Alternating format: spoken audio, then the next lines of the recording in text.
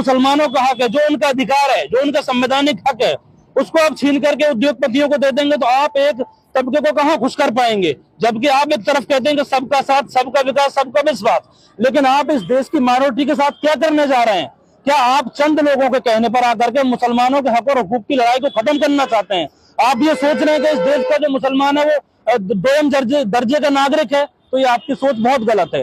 हो सकते हैं कुछ आपके सहयोगी दल ये कहते हों कि इस देश का मुसलमान दोयम दर्जे का नागरिक है, लेकिन ऐसा नहीं है। इस देश का मुसलमान फर्स्ट प्रायोरिटी पर आया है और वही रहेगा। आप अगर सरकारी तंत्रों का उपयोग करके इस देश के अमन पसंद मुसलमानों को डरा करके, धमका करके उनकी संपत्ति पर कब्जा करने की कोशिश करेंगे तो ये नाकाबिले बर्दाश्त है। जैसा कि आपने देखा सीएनआरसी के दौरान लोगों ने संवैधानिक तरीके से आंदोलन किए। अगर आवश्यकता पड़ेगी बिल पास होने के बाद तो वही संवैधानिक आंदोलन आपको जिले के प्रत्येक जगहों पर देखने को मिलेंगे। जबकि संविधान ने यह कहा कि जब आपके खिलाफ कोई भी गलत रणनीति या गलत कानून बनाए जाएं तो आपको यह हक दिया गया कि आप उसी तरीके से अपना विरोध करने का आपको पूरा अधिकार है।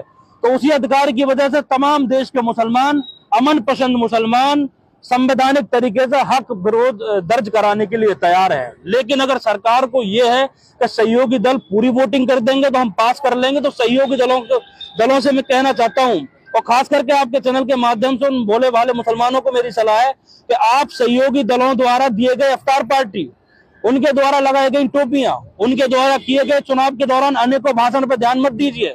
जो पार्टी आपके अधिकारों की और आपके अस्तित्व की लड़ाई नहीं लड़ सकती तो आपका कोई अधिकार नहीं बनता आप उस पार्टी को जो हमेशा जाकर के सपोर्ट करें। जब आपका अस्तित्व ही नहीं बचेगा, जब आपकी प्रॉपर्टी नहीं बचेंगी, आपके पुरखों की कब्रें नहीं बचेंगी, आपके पुरखों के द्वारा दान दी गई मस्जिदें नहीं बचेंगी, आपके मदरसे नहीं बचेंगे, तो फिर आपका अस्तित्व जब खो जाएगा तो इस देश में जो आपके लिए फिर क्या बचा? कुछ भी नहीं बचा। क्या सन 47 में जब देश की आजादी हुई तो मौलाना अबुल कलाम आजाद ने मुसलमानों को रोका था, तो यही सपने थे क्या? तब तो ये कहा गया था कि ये देश जिन्ना का देश नहीं है, ये देश अबुल कलाम आजाद का देश है और यहाँ पर हर आदमी के साथ बराबरी होगी, बराबर के अधिकार मिलेंगे। यहाँ के हिंदू बिना मुसलमानों की कोई भी खिलाफ काम नहीं करेंगे, यहाँ की सरकारें बिना मुसलमानों के समर्थन के कोई काम नहीं करेंगे। लेकिन आज क्या हो रहा है? आप सीएनआरसी देख लीजिए, अनेकों बिल देख लीजिए, आप वक्फ बोर्ड देख लीजिए, मुसलमानों के खिलाफ जाकर के उनकी संपत्ति को जो उद्योगपतियों को सौंपने का जो बिल है, ये नाकाबिले बर्दाश्त है। हम इसका पुरजोर विरोध करते हैं। सदन में विरोध चल रहा है, सड़क पे विरोध करें।